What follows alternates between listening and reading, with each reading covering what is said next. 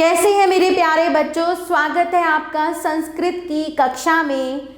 एडुराइज India Amit publishing house द्वारा प्रकाशित संस्कृत पुस्तक देववाणी कक्षा 2 के साथ हम शुरू करेंगे बच्चों पाठ संख्या 7 और पाठ 7 का नाम है संबंध कारकः।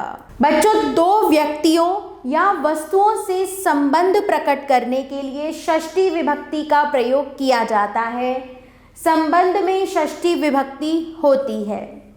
इसका चिन्ह का के की है। रामः दशरथस्य पुत्रः आसीत्। राम दशरथ के पुत्र थे। चंद्रस्य प्रकाशः शीतलः भवति। चंद्रमा का प्रकाश शीतल होता है। रामायणस्य लेखकः वाल्मीकिः आसीत्। रामायण के लेखक वाल्मीकि थे।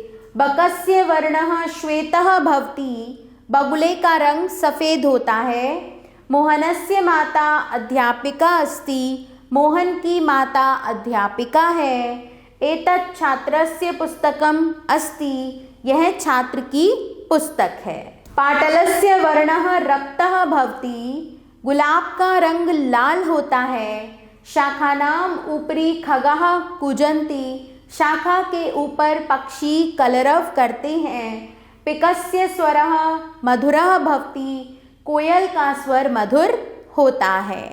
तो यहाँ पर आपने देखा कि का के की चिन्ह द्वारा संबंध प्रकट किया जा रहा है।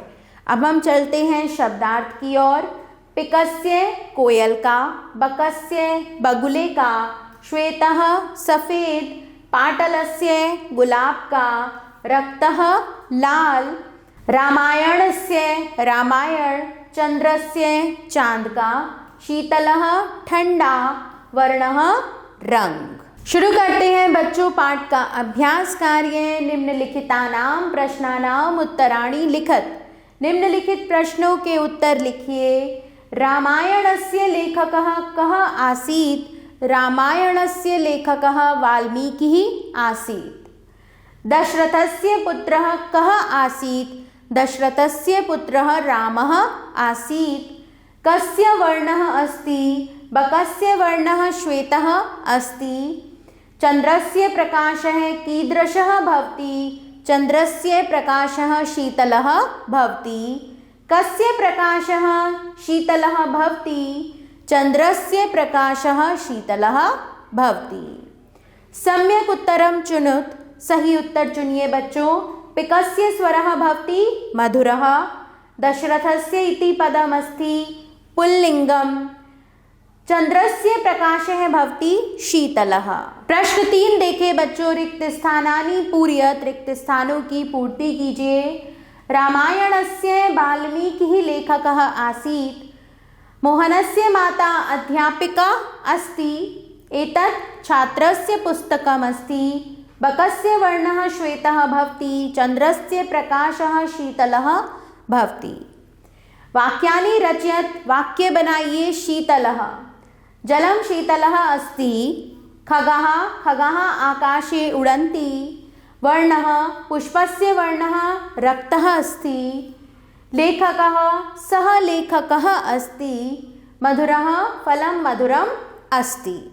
प्रश्न संख्या 5 देखे बच्चों। संस्कृत भाषायाम अनुवादम कुरुत। संस्कृत भाषा में अनुवाद कीजिए। तो पहला वाक्य है, यह छात्र की पुस्तक है। एतत् छात्रस्य पुस्तकम् अस्ति। गुलाब का रंग लाल होता है। पाटलस्य वर्णः रक्तः भवति। शाखा के ऊपर पक्षी बैठते हैं। शाखाणाम् उपरि खगाः तिष्ठन्ति। यह मेरी पुस्तक है। एतत् मम पुस्तकम् अस्ति। हिंद्याम अनुवादम कुरुत। हिंदी में अनुवाद कीजिए बच्चों। तो मैं आपको ऐसे ही बता रही हूँ, आप यहाँ पर स्वयं लिखेंगे। रामस्य माता अध्यापिका अस्ति। राम की माता अध्यापिका है। काकस्य स्वर कर्कशः भवति। कौवे का स्वर कर्कश होता है। पिकस्य स्वरः मधुरः भवति। कोयल का स्वर मीठा होता है। बकस्य वर्णः श्वेतः भवति। बगुले का रंग सफ़ेद होता है। निम्नलिखितानि वाक्यानि शुद्धानि कुरुत। निम्नलिखित नीचे लिखे वाक्यों को शुद्ध कीजिए। पिकम स्वरः मधुरः भवति। तो यहाँ पर आएगा बच्चों पिकस्य। ये देखिए पिकस्य स्वरः मधुरः भवति। पाटलं वर्णः रक्तः भवति, पाटलस्य वर्णः रक्तः भवति। तो यहाँ पर पाटलस्य आप ठीक करेंगे। रामायणं लेखकः वाल्मीकि आसीत्, तो यहाँ पर आएगा रामायणस्य लेखकः वाल्मीकि आसीत्। बकः वर्णः श्वेतः भवति, बकस्य वर्णः श्वेतः भवति। यहाँ वाल्मीकि ही आएगा, ठीक है। चलिए बच्चों, अब है यहाँ पर क्रियाकलापः।